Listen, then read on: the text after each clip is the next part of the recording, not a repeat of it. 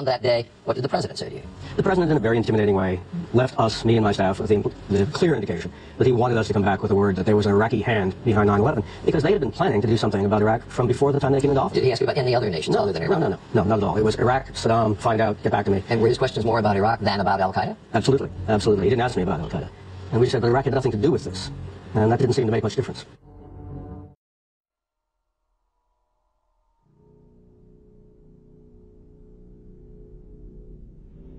You have no idea, ladies and gentlemen. I'm going to tell you right now that whatever you perceive to be the state of the art of technology, any technology in the civilian sector, in the secret, ladies and gentlemen, they are at least, very bare minimum, 50 to 100 years ahead, beyond what you can even imagine.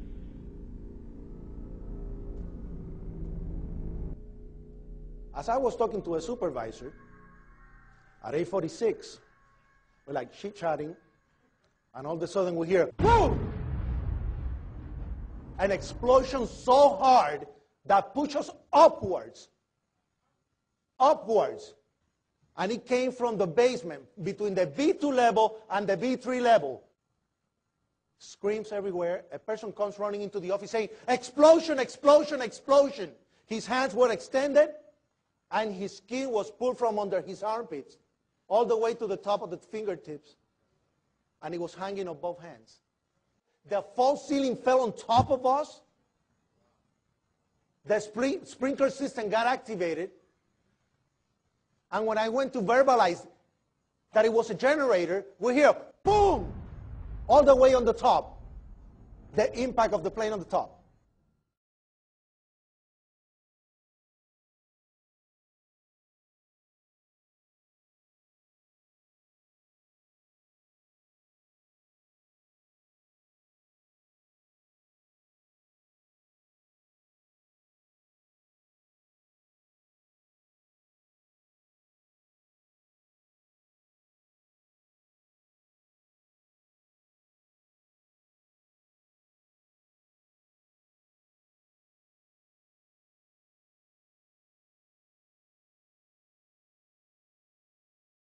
I looked down to my right, and the elevators exploded, something out of like a Bruce Willis Die Hard movie.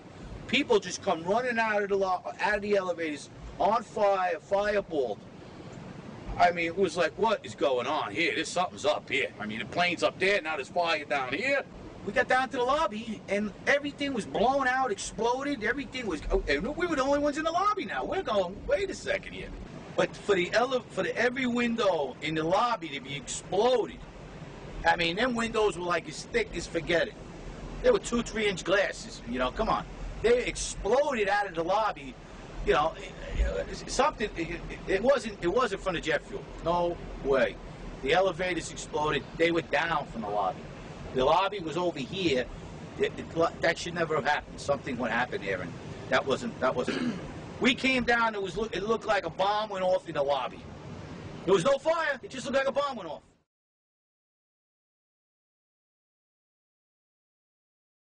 I wasn't expecting to see the damage that I saw in the lobby, and the people, the bodies, the burnt people, the injured people. I really wasn't prepared for that. I go in, and I hear screams, and right to my right, there was 2 people on fire, burning. I just didn't want to film that. It was like, no one should see this. Pfeiffer was the first chief into the building. Right away, a guy from the Port Authority told him the damage was somewhere above the 78th floor. But all you had to do was look around. It was obvious. Something had happened right there in the lobby. You just saw that all the windows were blown out. The lobby looked like the plane hit the lobby. There were some casualties. There were several people with their hair singed, skin hanging off.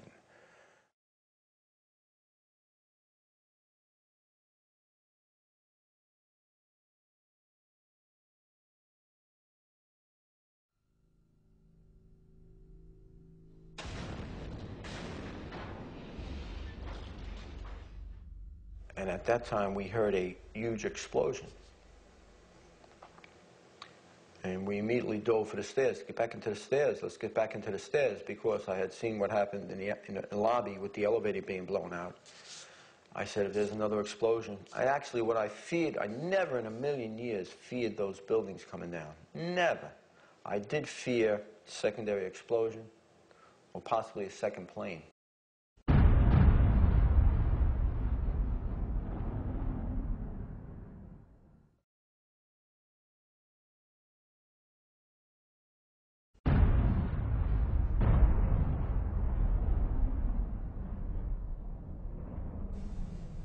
th floor. We hear another explosion. We hear somebody on the radio say the 64th floor has come down into the 63rd floor. So we said, okay, that's what it was. The lights went out. We saw some dust, debris coming down from the B and C stairwell. Some of the ceiling panels fell. Just the emergency lights were on.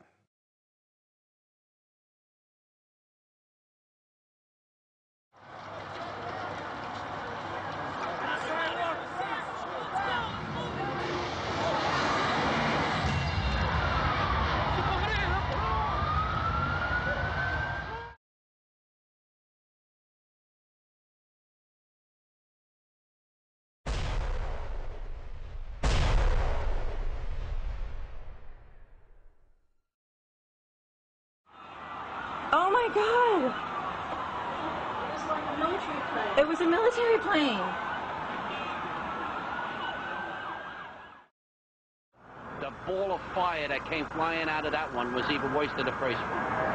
And we were standing there, and I said, I can't believe this. And sure enough, there it was, another plane. The plane wasn't no airline or anything. It was a twin-engine, big gray plane.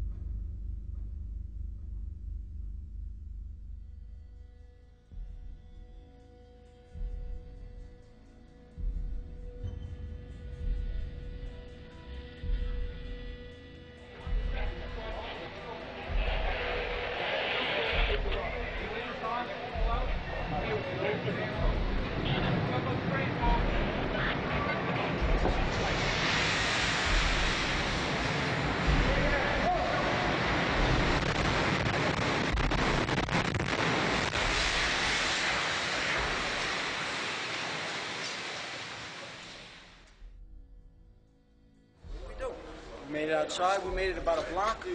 We made it at least 2 blocks, and we started running, floor by floor, instead of popping out. It was if they had detonated. Detonated. If they were planned to take down a building. Boom, boom, boom, boom, boom, boom, boom. All the way down. I was watching it and running. Deputy Commissioner Thomas Fitzpatrick said, "It looked like sparkling around one specific layer of the building. My initial reaction was that this was exactly the way it looks when they show you these implosions on TV."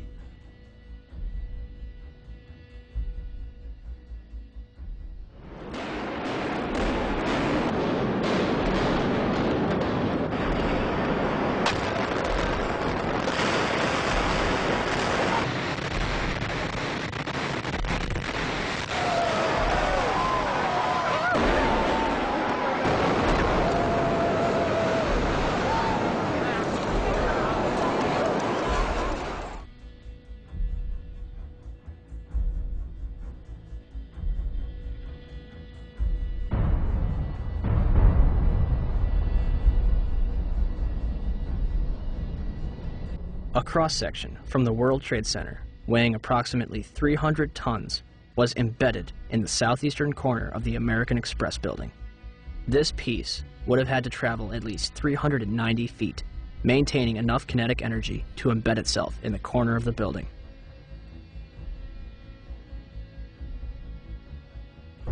Jetzt bricht im Übrigen der zweite Turm zusammen.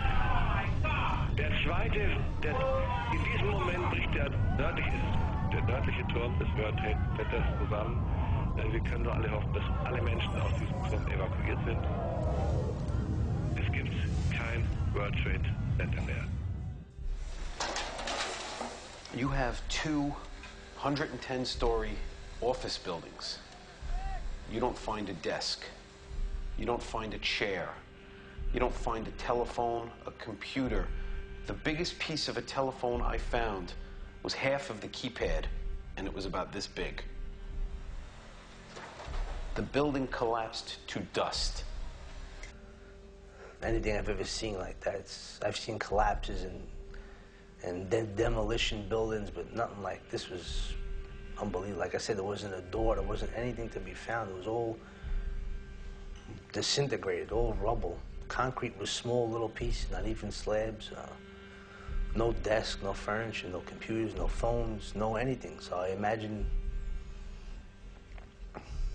the people were the same as the building, nothing left. Well, first of all, these are not puffs of air, they're pulverized building materials.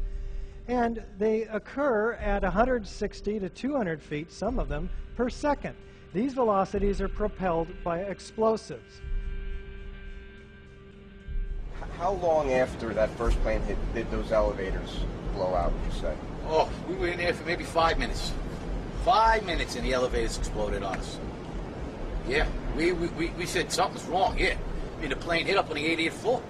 I mean, in 5 minutes, all of a sudden now the elevator's exploding on the first level of the lobby. We was just, you know, you think about it, you say something else had to go on here. Something else was going on here. This just don't happen like this if when a plane hits the 80th floor of a building and the lobby gets blown out.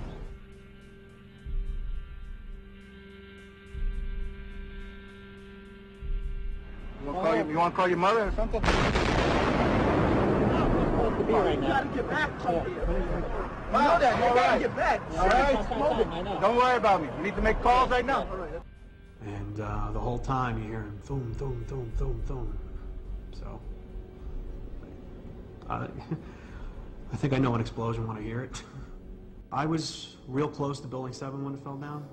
That didn't sound like just a building falling down to me while I was running away from it. There's a lot of eyewitness testimony down there hearing explosions. I didn't see any reason for that building to fall down the way it did. And a lot of guys should be saying the same thing. You know, we heard this sound that sounded like a clap of thunder. Turned around, we were shocked to see that the building was, well, it looked like there was a shock wave ripping through the building and the windows all busted out, and, you know, it was horrifying. And then, you know, about a second later, the bottom floor caves out, and the building followed after that, and we saw the building crash down all the way to the ground.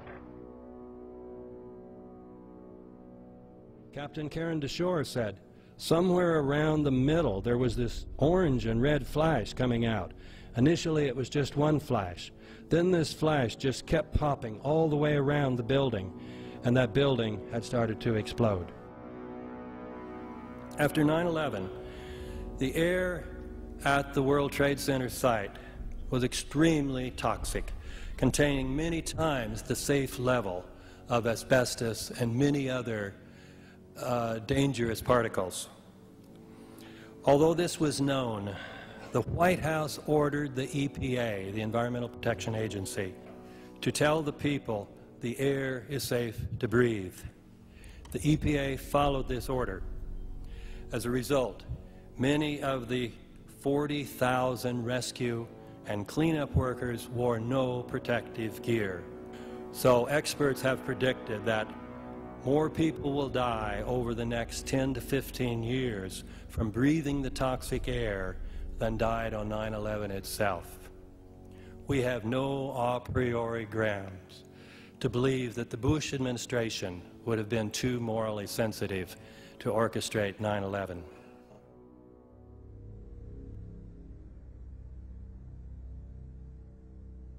Can you believe what you have been seeing on CNN today, ladies and gentlemen? Can you believe it? Supposedly, a CNN reporter found Osama bin Laden, took a television camera crew with him, went into Osama bin Laden's hideout, interviewed him and his top leadership, his top lieutenants and colonels and generals in their hideout. This is a CNN reporter with a camera crew.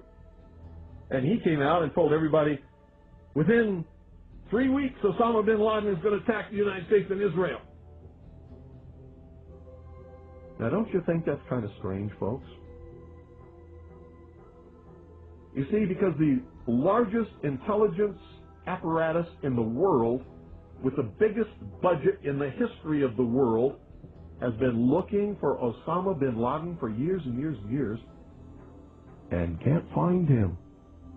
A reporter from CNN and his little camera crew got in to Osama bin Laden's secret hideout and conducted an interview. If you don't believe me, tune into CNN. They're probably running it right now as I'm speaking. And if you believe it, you are one of the stupidest jerks that ever lived on the face of this earth. And whatever is going to happen that they're going to blame on Osama bin Laden, don't you even believe it. When in hell are all you people going to wake up?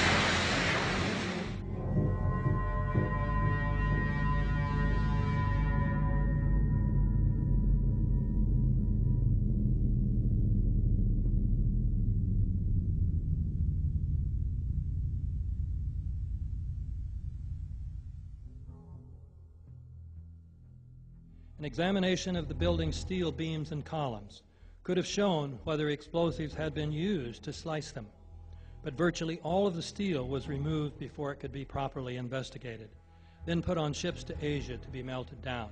It's important for us to not reveal how we collect information. That's what the enemy wants. And you have no evidence that the government's behind 9/11, and I frankly think it's an awful thing to allege, considering it's not true, and you haven't proved that it is. It's totally implausible. Like, we would report that if that were true. Because these guys own our government. They print our money, and they own not only the government, but they own you. You are their property. So, in other words, these guys print the money, they run the country, and they own you, and they own everything around it. And so they make the laws, and that's why they can decide who can kill who, and who can get away with who, and who can get away with whatever, because they make the laws and they decide, all right?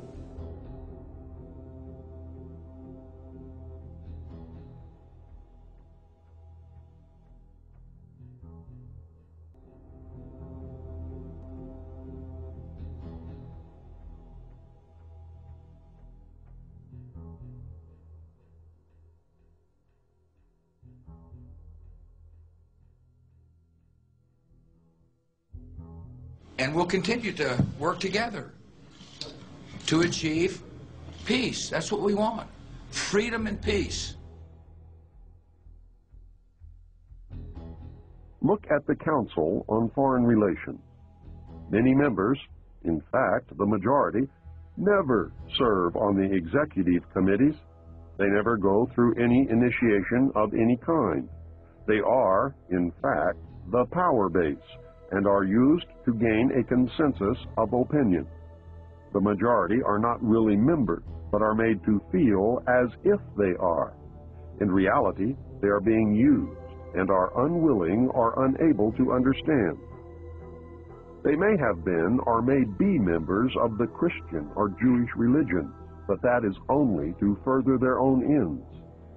They are and always have been Luciferian and internationalists. They give allegiance to no particular nation, although they have used, on occasion, nationalism to further their causes. Their only concern is to gain greater economic and political power. The ultimate objective of the leaders of both groups is identical. They are determined to win for themselves undisputed control of the wealth, natural resources, and manpower of the entire planet. They intend to turn the world into their conception of a Luciferian totalitarian socialist state. In the process, they will eliminate all Christians, Jews, and atheists. You have just learned one, but only one, of the great mysteries. The people who are running this country from behind the scenes do not care a thing about Americans or bloodshed anywhere. I think we're going to awaken one day to find out that we've all been too relaxed and entertained and watching television and being entertained with all the cares of life, never realizing what is going on in this country. In the secret, ladies and gentlemen, they are at least, very bare minimum, 50 to 100 years ahead, beyond what you can even imagine.